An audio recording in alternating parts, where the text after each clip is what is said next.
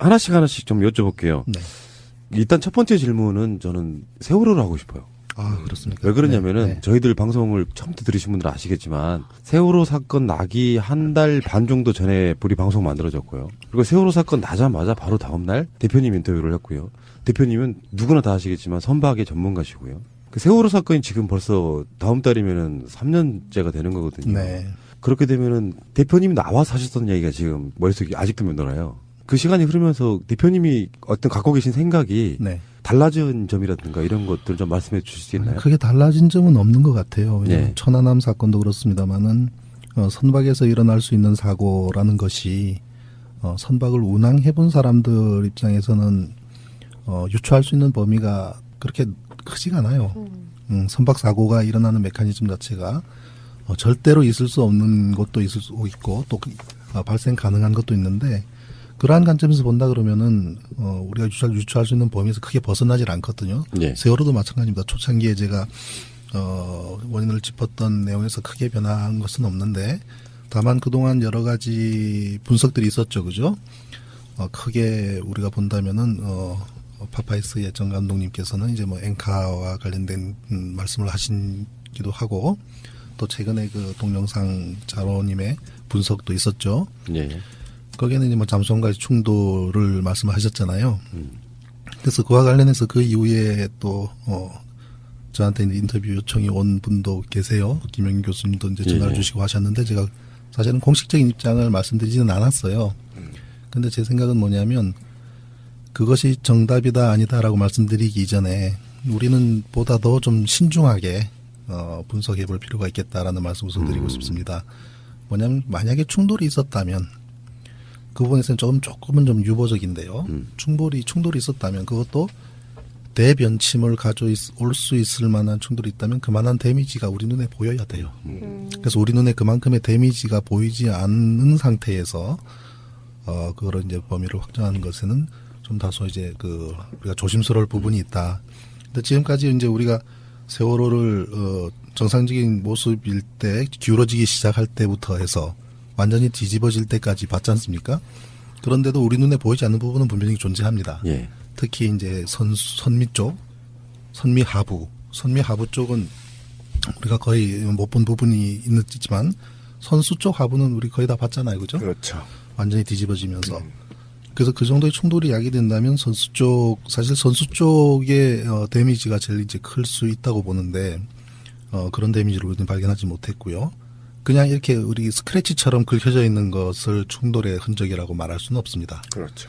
예, 왜냐하면 선박이 우리가 우리 쇠 스틸로 돼 있기 때문에 무척 강하다고들 착각하시는데 선박은 참 얇은 물체예요. 만약에 선박을 좀 줄이는 사이즈를 우리 책상 사이즈로 줄이면은 알루미늄 호일 정도밖에 안 됩니다.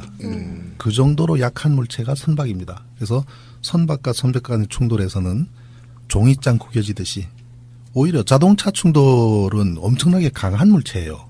자동차 덩치에 그 정도 철판이라 그러면 그거를 사이즈로 선박까지 키우면은 아마 한 20cm 이상 두께가 나와야 될 겁니다. 그렇죠? 그런데 우리가 자동차끼리 충돌을 해도 상당한 데미지를 우리가 눈으로 보잖아요. 그렇다면 선박은 그보다 훨씬 더 많은 데미지가 발생해야 되는데 만약에 이제 그러한 충돌이 우리가 눈에 보이지 않는 선체 하부에 존재했다면 훨씬 급속하게 침몰을 해야 되는 거죠. 그죠? 그래서 그런 여러 가지 정황으로 봤을 때에 우리가 그런 충돌을 접근을 하기에는 좀 더 신중을 해야 된다.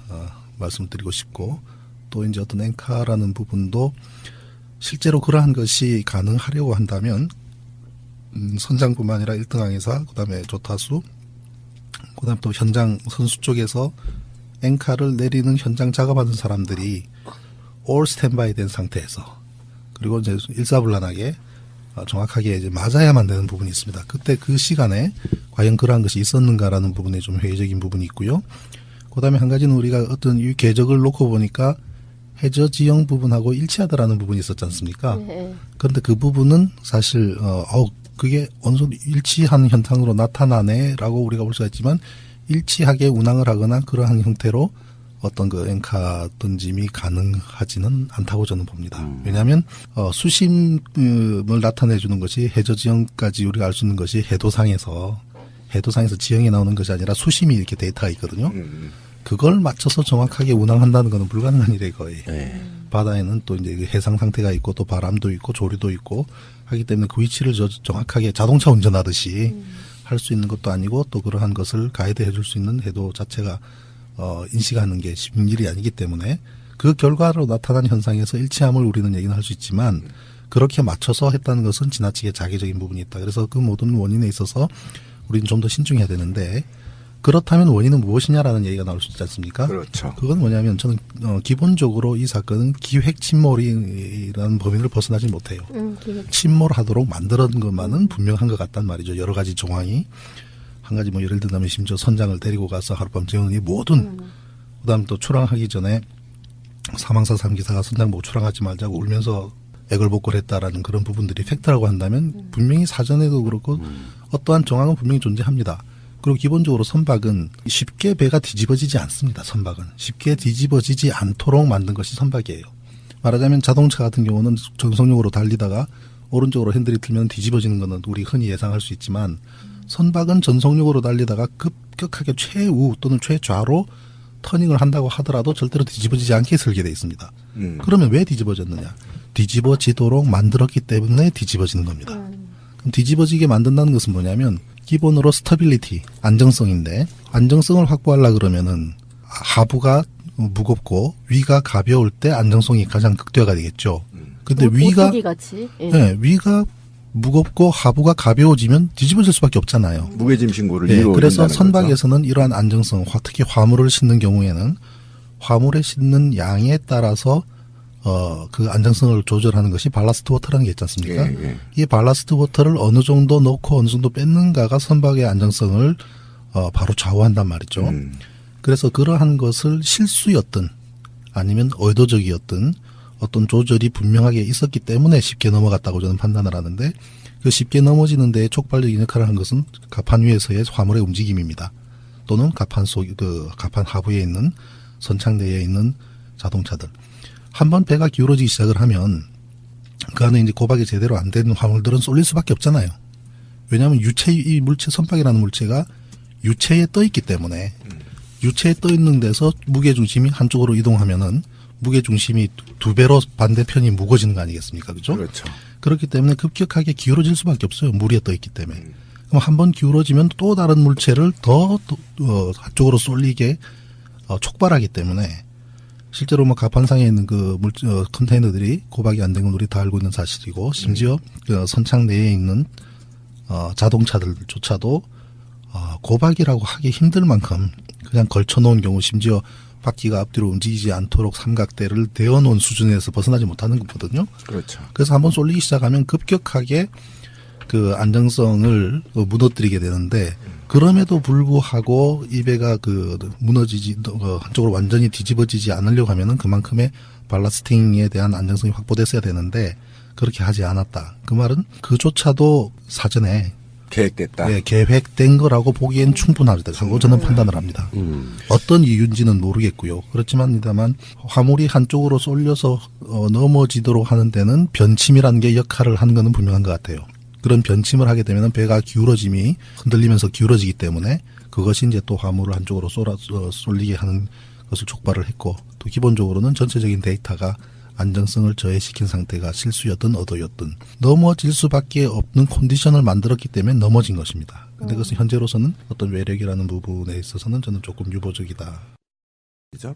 그러면 이제 기획 침몰설이라면 말씀한 대로 자료에 보면 평형수를 장난치고 그다음에 그 평형수를 장난침과 함께 화물을 한쪽으로 치우칠 수 있도록 급변침을 했단 말이죠. 그런데 나중에 그 갑판에 있던 것들은 이미 바다로 떨어졌을 때 만약에 바다로 떨어졌을 때 이미 배에 작용되는 힘이 솟아됐기 때문에 네. 다시 복원을 해야 되는 게 맞는 거잖아요. 그다음에 함물량이 너무 적기 때문에. 네. 그러니까 그것도 또 해석하기가 굉장히 어렵단 말이죠. 네. 그렇게 또 이해를 하면 이게 기획 침몰설도 좀 지금 해석하기가 어렵지 않냐. 네. 선박에서의 안정성 부분에서 사실 저도 배를 운항을 할 때 예. 제가 이제 2등 항해사 때 한 번 경험을 했는데요. 예. 그때 이제 태평양을 항해하기 전에 일본에서 마지막 항구를 출항하기 전에는 화물 컨디션을 좀 풀로 체크를 합니다. 예. 1등 항해사가 체크를 하고 3등 항해사의 도움을 받아서 화물 플랜이 제대로 되어 있는지 그 대부분은 부두에 있는 하역센터에서 전부 계산을 해서 가지고 와요. 가지고 오면 그 화물 컨디션을 보고 안정성이 문제가 되겠다 싶으면 화물을 재배치하게 됩니다. 즉 무거운 화물을 좀 더 밑에 놓고 밑에 그 가벼운 화물을 위쪽으로 배치를 하려고 그러면 사실 한 창을 왕창 퍼내고 다시 넣는 재배치가 필요할 부분도 있어요. 근데 그러다 보면 출항 시간이 1시간, 2시간 늦어지게 되죠. 특히 일본처럼 인건비가 비싼 곳에서 출항 시간 늦어지게 되면 데미지가 크거든요. 그렇죠. 그럴 경우는 1등 항해사는 상당히 고민을 하게 됩니다. 이걸 2시간을 하더라도 안정성을 확보할 것이냐 아니면은 그냥 출항해버릴 것이냐. 근데 그 당시에 1항사가 그러한 점에서 좀 미숙한 분이 1등 항해사를 맡았었는데 그냥 출항을 해버렸어요. 결과가 어떻게 됐냐면 로스앤젤레스의 컨테이너가 9일 동안 태평양을 건너서 LA에 들어가는데 9일 동안 기름을 쓰잖아요. 선박이. 기름 탱크는 최하부에 있어요. 그렇죠. 선박의 최하부에 기름 탱크가 있는데 기름 탱크가 싹 다 비어버리고 거의 소진하고 나니까 발라스트를 풀로 조정을 해도 배 안정성 확보가 안 되는 거예요. 그러니까 배가 운항을 하다가 왼쪽으로 싹 기울어져요. 한 5도, 10도 가까이 기울어버려요. 그러면 오른쪽에 물을 넣든지 왼쪽에 물을 빼든지, 그죠? 그렇죠. 그래서 오른쪽으로 기울게 하는데 더 이거는 물을 넣을 곳이 없으니까 할 수 없이 왼쪽에 물을 뺄 수밖에 없는 상황이 되는 그렇죠. 거죠. 그래서 살짝 빼서 가운데까지 맞추면 바로 서는 것 같다가 이번엔 오른쪽으로 휙 넘어가 버려요. 그렇게 좌우 몇 번 이렇게 하다가 만약에 그때 날씨가 안 좋았다면 침몰했을 겁니다. 그렇죠. 그런데 다행히 태평 퍼시픽처럼 아주 평온한 날이었기 때문에 다행히 한국까지 들어가는데 이상이 없었는데 그때 정말 죽는 줄 알았습니다. 즉 어떤 상황에서 아무리 안정성을 확보를 하려고 해도 컨디션 자체가 미쳐주지 않으면 지금 세월호 같은 경우도 화물 계산에 많은 또 비중을 두고 있는 분 계신데 그것보다 사실은 발라스트보다 바닷물을 얼마만큼 넣고 빼느냐에 따라 더 많은 영향을 받게 돼요. 그리고 화물창에 아무리 화물을 많이 넣는다고 하더라도 그 오바토니지를 되기도 쉽지가 않지만 오바토니지가 된다 손 하더라도 배는 어느 정도 감항하게끔 되어 있거든요. 그런데 이제 이 배가 이제 기울어질 수밖에 없고 뒤집어질 수밖에 없었던 데는 그만큼의 발라스팅 아까 뭐 장난쳤다는 표현을 하셨습니다만은 발라스팅에 문제가 있었다. 그것이 의도적이든 아니든. 네, 그런데 이제 제가 이제 기획이라는 부분을 말씀드릴 수밖에 없는 부분은 여러 어문점이 있는 여러 정황들 해경에 이르기까지 그 모든 과정들이 우리가 순수한 사고라 보기에는 너무 지나치게 자기적인 부분들 그다음에 의문점들이 너무나 많기 때문에 그렇게 생각할 수밖에 없다고 말씀드리고 싶네요.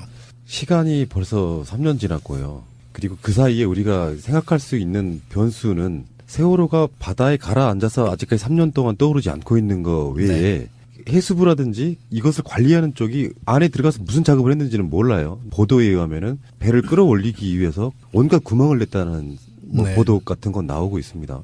그런데 우리는 그 3년이라는 시간 동안 배 상태를 우리가 직접 보지는 못했지만 어떤 사회적 정황들이랄까 온갖 이야기들이 나오면서 심지어는 뭐 국정원 연구원설 같은 것들이 아예 이제 불변의 사실처럼 지금 굳어져 있는 상태인 거잖아요.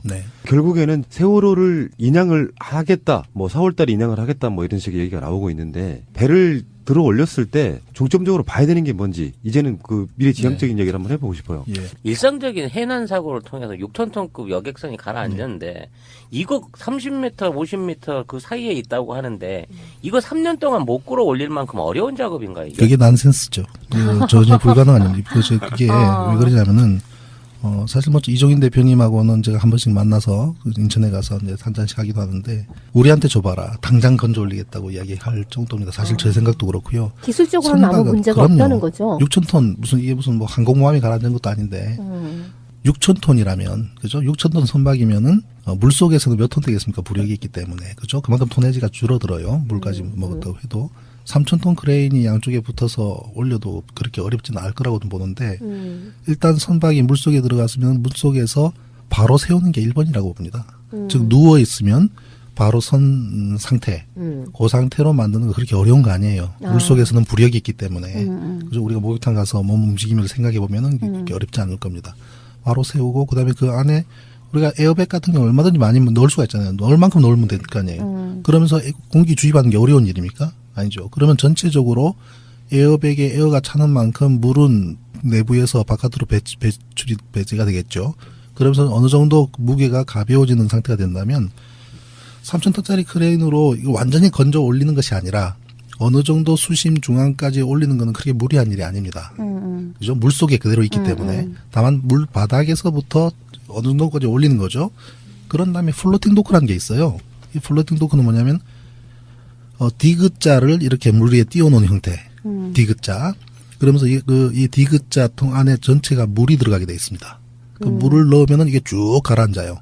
그리고 그 디귿자 안에 내부 통에 물을 빼면 뜨잖아요. 그럼 이 디귿자 형태의 도크를 배 밑으로 집어넣으면 돼요.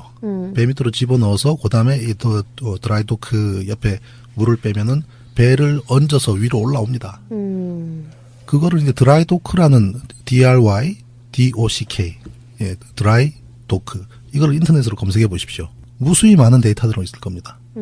선박이 물에 빠진 선박을 건져 올리거나 그다음 수리를 할 때 그 드라이 도크를 많이 활용을 하는데 그러한 방법으로 한다고 하더라도 저게 몇 개월 이상 넘어갈 일은 저는 아니라고 봐요. 그리고 그런 걸 할 수 있는 업체가 대한민국에 없습니까? 그리고 뭐 중국 상하이에 900억 줬다 그러는데 뭐 인양 전문가인 이종인 대표님 말씀은 그 반의 반만 하더라도 얼마든지 그 비용으로 빠른 시간 내에 인양이 가능하다라고 이야기를 합니다. 그 지점에 대한 의혹은 이야기 많이 했었죠. 상하이 셀비지의 직원들 외부와의 일체 접촉을 못하게 하고 온갖 보안을 유지하기 위해서 뭐 1,000억 정도 예산을 잡았었던 거잖아요. 그러면은 아까 말씀드린 것처럼 세월호를 끌어올렸다고 치면요. 조사를 할 때 어느 지점을 가장 먼저 봐야 됩니까? 지금까지 이제 우리가 보지 못했던 배 밑바닥 부분을 주로 봐야 되는 부분이고요. 거기에 어떠한 접촉이 있었는지 부분도 중요한 부분이고, 그리고 이제 우리가 충돌이라는 부분을 처음에 좀 신중해야 된다고 제가 말씀드렸을 때에는 물체와 물체가 부딪히면은 그 힘이 큰 것에 의해서 힘이 조금 적은 쪽이 어느 쪽으로 틀어지거나 튕겨나가거나 하는 걸 우리 흔히 상상할 수가 있잖아요. 예. 근데 선박은 아까도 말씀드렸지만 굉장히 약한 물체이기 때문에 선박 전체가 틀어지거나 하기 이전에 그 내부가 찌그러짐이 먼저예요. 푹 들어가는 거죠. 우리가 알루미늄 포일 생각해 보세요. 알루미늄 포일로 자동 장난감 배를 이렇게 만들었다고 생각을 한 상태 그 옆에서 우리가 주걱 같은 거로 푹 찌르면은 알루미늄 포일이 쭉 전체가 움직이는 것이 아니라 알루미늄 포일이 터지거나 그 부분이 찌그러든다는 생각할 수가 있지 않습니까? 그 정도 수준이라는 얘기죠. 그래서 충돌이 일어난다고 하더라도 그러한 국소적인 큰 데미지가 먼저 일어나는 게 먼저고 그것이 충격 자체를 흡수를 합니다. 흡수를 하면서 터져나가고 그다음에는 이제 그럼에도 불구하고 외력이 더 미쳤을 때는 선회를 하거나 방향이 틀어지거나 이제 이런 형태가 나타나게 되는데 그러한 데미지가 하부에 존재하는지를 봐야 되는 거고요. 다만 지금 3년 이상 지금 인양을 하지 않고 저렇게 있어두는데 무언가 감추고 싶은 부분들이 분명히 있겠죠.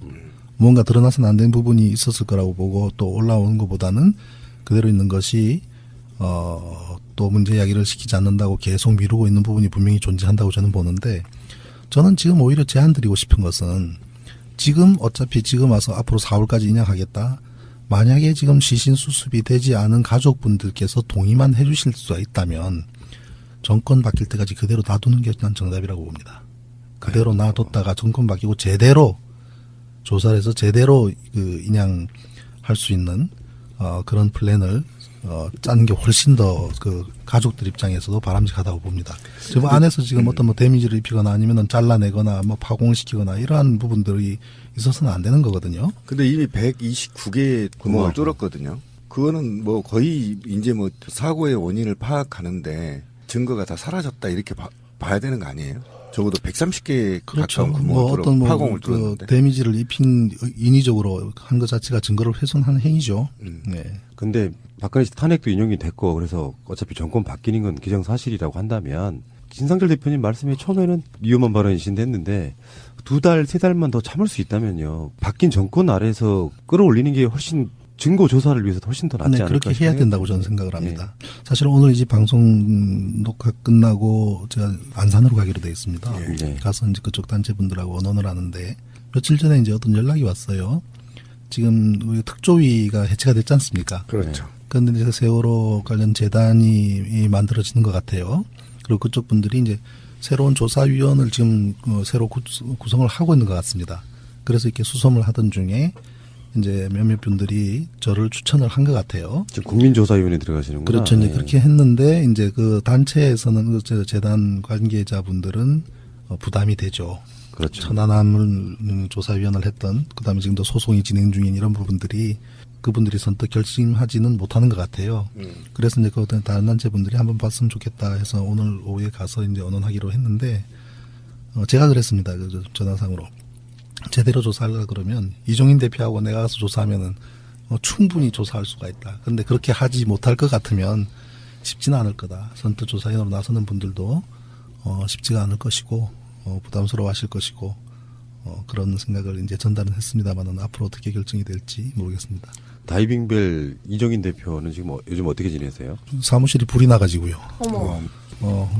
작년이죠. 작년에 불이 나서 거의 전소가 됐습니다. 거기 어머나. 컨테이너로 돼 있는 그 그렇죠. 사무실 말씀하시는 거예요? 네, 그래서 아마 그 스파크로 인한 낡은 시설이다 보니까 피복이 벗겨진 전선에서 아마 스파크가 일어난 것 같다라고 말씀을 하시는데 한 2억 5천 정도의 재산장 아이고. 손실이 났고 보험도 거의 적용이 안 된다 그래가지고 상당히 좀 언뜻 이런 사고가 나면 괜히 이상한 생각이 들고요. 뭐 어떤 증거 없이 언급은 안 했으면 좋겠고. 예. 그 알파잠수 이종인 대표 같은 경우는 세월호가 인양이 되고 나서도 만약에 정권이 바뀐다면 그런 분들이 참여할 수 있다는 측면에서는 좋은 결론을 좀 내려야 될 것 같긴 해요. 지금 세월호를 4월 달에 인양하는 부분이 그렇게 4월 3년 동안 외쳤지만 한편에서 보면 어떤 대선용 뭐 여러 가지 변수가 있을 수 있어가지고 한 2달 정도 좀 미룰 수 있다면 좀 그래서 저는 우리 가족분들이나 그쪽 관련 분들이 좀 더 목소리를 낼 수 있다면 예. 지금 상하이에서 돈을 얼마나 썼든 상관없이 올스톱 시키고 그만큼 들어간 거를 손실 보더라도 훨씬 저렴한 비용으로 차라리 이종인 대표님한테 의뢰를 한다면 그분도 인양 전문가잖아요. 그리고 관련 우리나라 내에도 관련 기술이 얼마든지 있습니다. 예, 그렇게 하더라도 훨씬 더 정확하게 그다음에 사고 원인 규명까지 포함해서 완벽하게 인양해내는 것이 가능할 거라고 저는 봅니다. 대표님도 한 3년 동안 여러 가지 온갖 많은 고민과 조사를 하셨을 것 같아요. 우리들하고 좀 약간 다른 개념으로는. 네. 그 세월호 사건에 대해서 지금까지 방송 같은 데 나오셔가지고 보도 같은 데서 이야기를 꼭 한번 하고 싶었다. 뭐 그게 진실이든 어떤 담론이든 간에 그런 말씀 한번 부탁 좀 드려볼까요? 배에 탄 승조원들의 좀 재판은 있었습니다만은 그럼에도 불구하고 해소가 되지 않았습니다. 근데 모든 사고는 사고 난 초기에 발생했던 그 내용들이 굉장히 중요하거든요. 그러한 의구심이 전혀 해소가 되지 않고 또 이 사건도 중간에 또 유병원 씨 찾는 데에 쭉 엉뚱한 데로 흘러가서 그 사람 사망하는 것으로서 모든 것이 묻혀진 것처럼 그죠 몰아가 버린 부분들이 존재하지 않습니까? 그렇죠? 그렇죠. 그래서 이런 것을 해난 사고는 해난 사고대로 그다음에 사고의 원인은 원인대로 정확한 조사를 할 수 있는 국정조사가 돼야 되는 부분이에요. 이 부분은 그렇지 않고서는 그냥 그 선원들에 대한 어떤 뭐 미필적 고의에 의한이라든지 아니면 과실이라든지 이러한 재판 수준 가지고는 제대로 진실 규명이 안 되기 때문에 이 사건은 정말 정부 차원에서 나서서 국정조사를 특검을 하더라도 해야만 되는 사건이다. 그렇게 짚고 넘어가야만 지금 뭐 좀 특검이 있었습니다만은 그래도 뭐 지금 박근혜 정권의 국정농단에 포커스를 맞춘 특검이었지 않습니까? 그렇죠. 그래서 저는 세월호 자체의 진실 규명을 위한 그 세월호 재단에서 개적으로 하는 그러한 조사 활동도 한계가 있단 말이죠. 정부 차원에서 나서서 해야 되는 것이 가장 아쉬운 부분이죠. 대법원에서 이제 사건 관련자